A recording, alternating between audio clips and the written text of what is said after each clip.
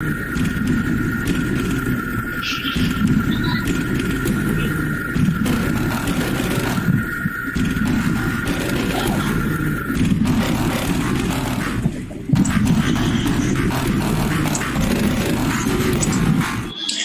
what you're listening to is a piece that I wrote on the washing machine.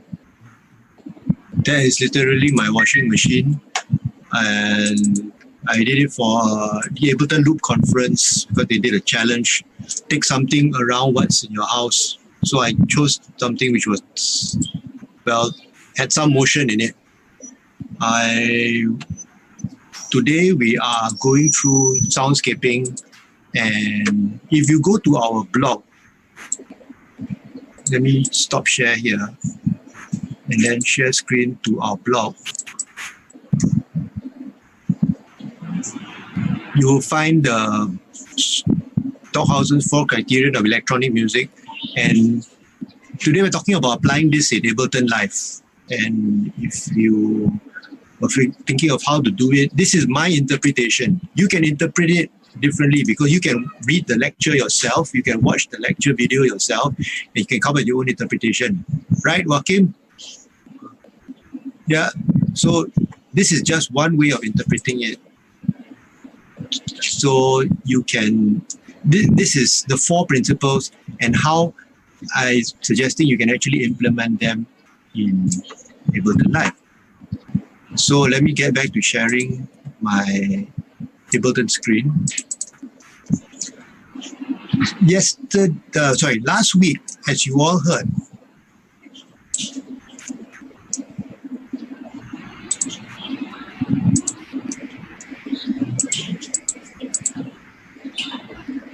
Last week, as you all heard, I had recorded my dish drying rack.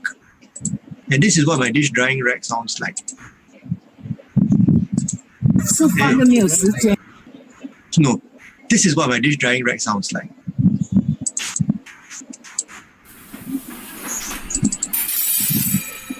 Going over the grills, tapping different parts.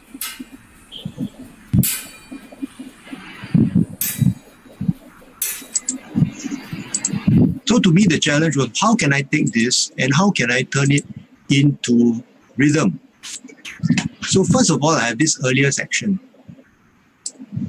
which I'm going to copy and paste. So now I have this earlier section. And this earlier section has its own rhythm, right? Let me mute the top part first.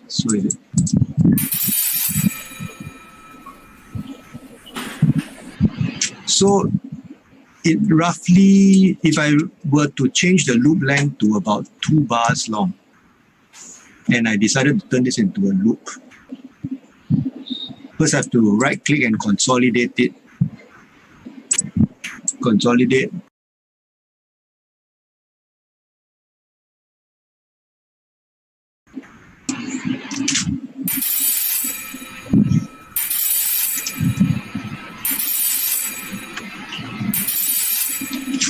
What if this loop I find is too fast? I want it slower.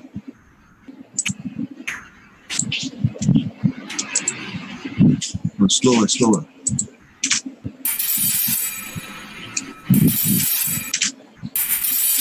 Even slower.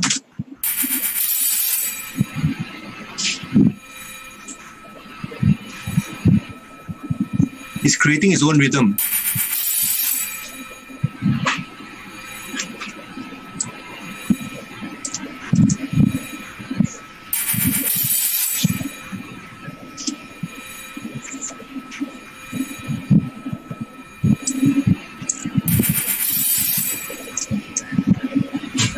And I can actually change the walk timing, right? You know that if you go into here and you double click on the clip, you can start to move these little parts around. So the little transients, I can move them onto beats. So if I double click, I'm actually artificially creating a beat.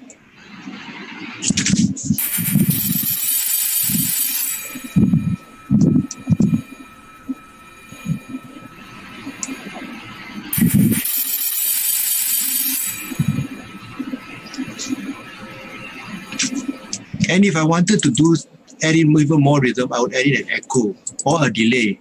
Let's say I put in the delay, a clean delay. If I put in the 8th note delay, I'll get.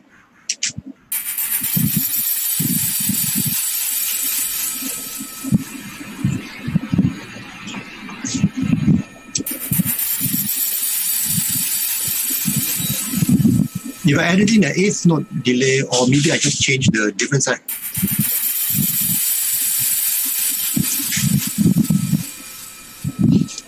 So what if I took the other part of the sample, which is the insert another audio track. The other part of the sample is this. It's the actual dish drying rack. I'm going to make it start with this. So I right click, I set my 1-1 here. Okay, so now, like I said, right, I can actually use the warp function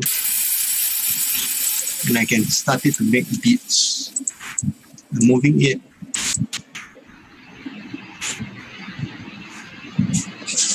I'm going to make it exactly how long?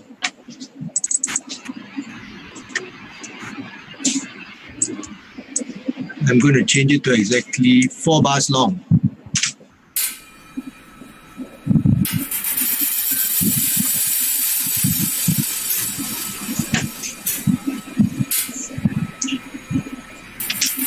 So I need to consolidate this again so that it becomes a 4-bar loop, which I can now loop. Is it a 5-bar loop? What did I do? I need to make it a 4-bar loop. But why not make it a 5-bar loop, right? Why should I be constrained? Polyrhythm. Yeah, polyrhythm. Okay, now I got a 5-bar loop. I'm going to add in a dotted 8th note delay on it.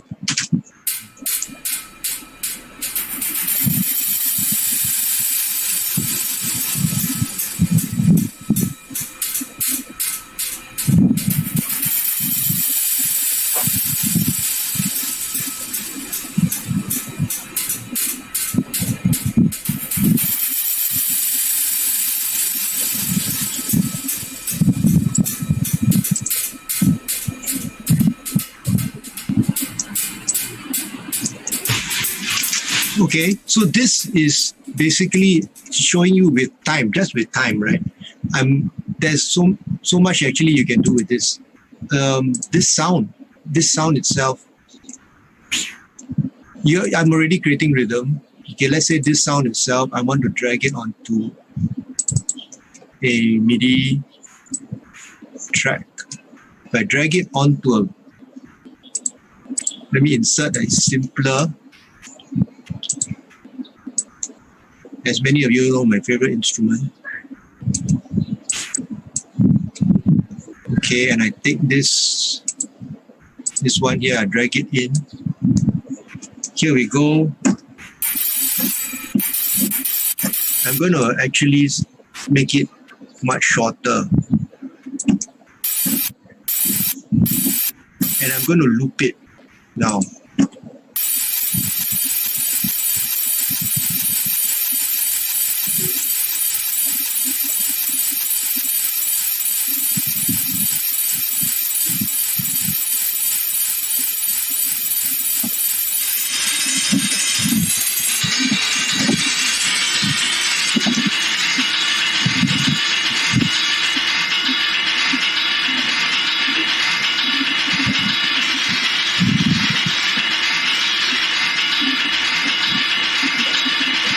Is forming a different rhythm because as I play different notes, my lowest note is very slow. Higher note is faster. This is actually exactly half. This is half of this, 1 octave apart.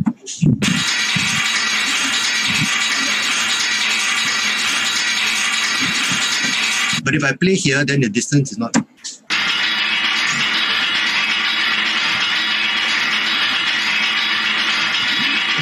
Is Wayne listening to the Audio Movers link?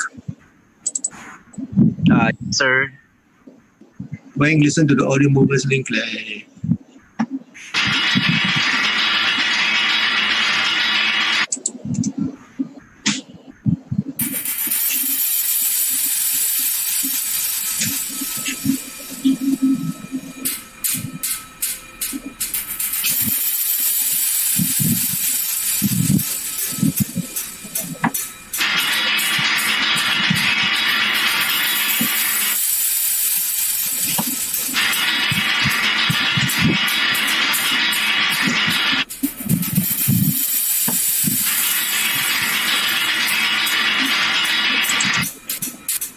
Okay, so these are different types of things that we're now creating. It's atonal, it's arrhythmic. Well, okay, there is a kind of pseudo rhythm in it.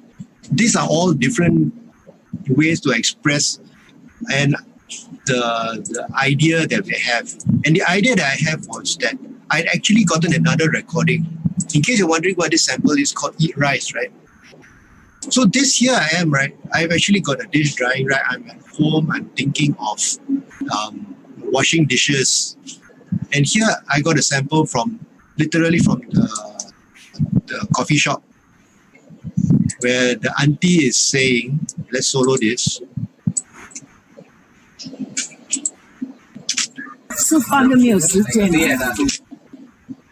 She's literally saying in Chinese, if I don't even have time to eat rice, because she's so busy doing the cleaning.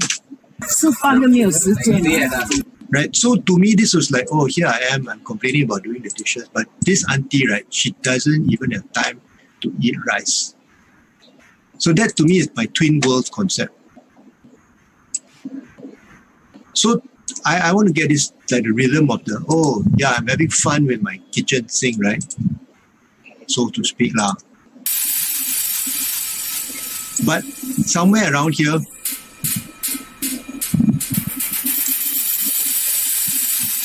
I have to recognize that auntie really does not have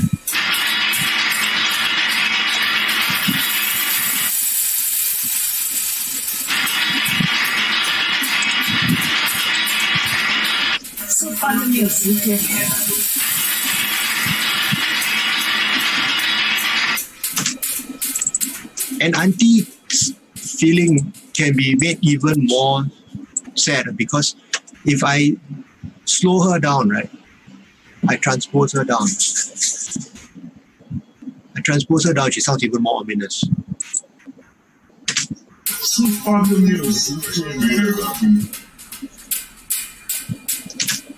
So these are the concepts to come into mind when we are actually like having building a soundscape of. So I tend to think in rhythm. That's why I build in a rhythm. But you may not want to have a rhythm. You may just want to have the idea. But my idea is that here I am. I'm thinking of washing the dishes. That's why I'm at the dish drying rack.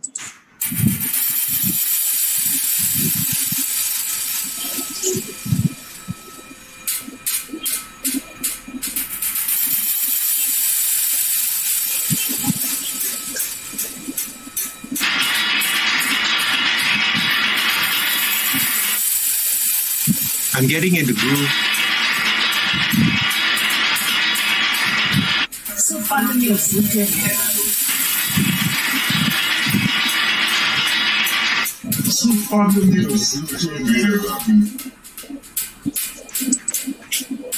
So on top of this, I'm going to start chopping up the words that she said, because I realized the ch at the beginning is actually a hi-hat.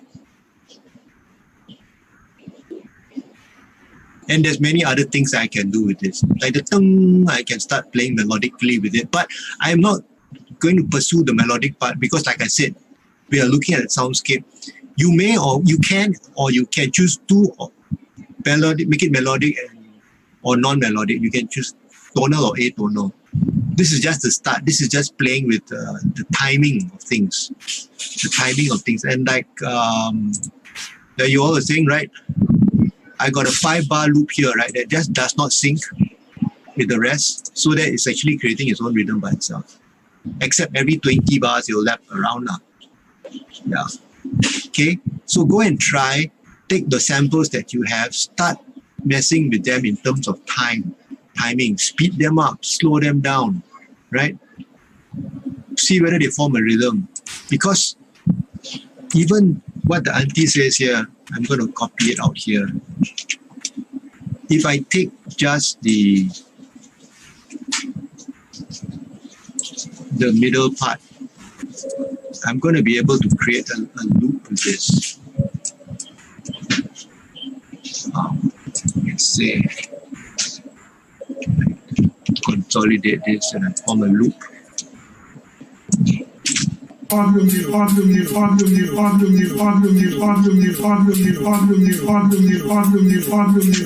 that also is creating its own rhythm. So I've got different kinds of rhythm going now. So go try it out. Let's see what you come up with by, in the next 45 minutes, okay? See you again at 11:15. Try out with those samples.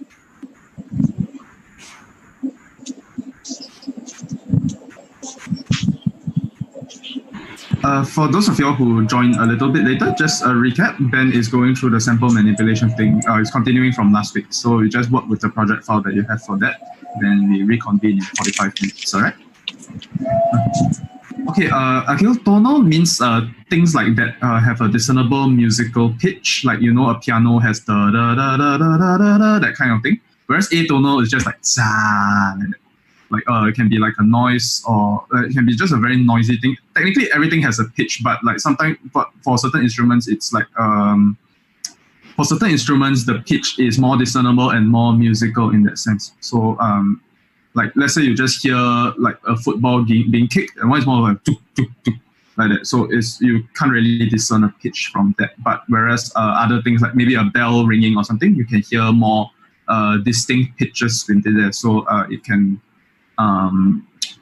so that it in that sense it's considered tonal. Yeah, choir. Yeah, definitely. It's just not pitch in the traditional 12-tone sense, right? Okay, am I right to say that? Yeah.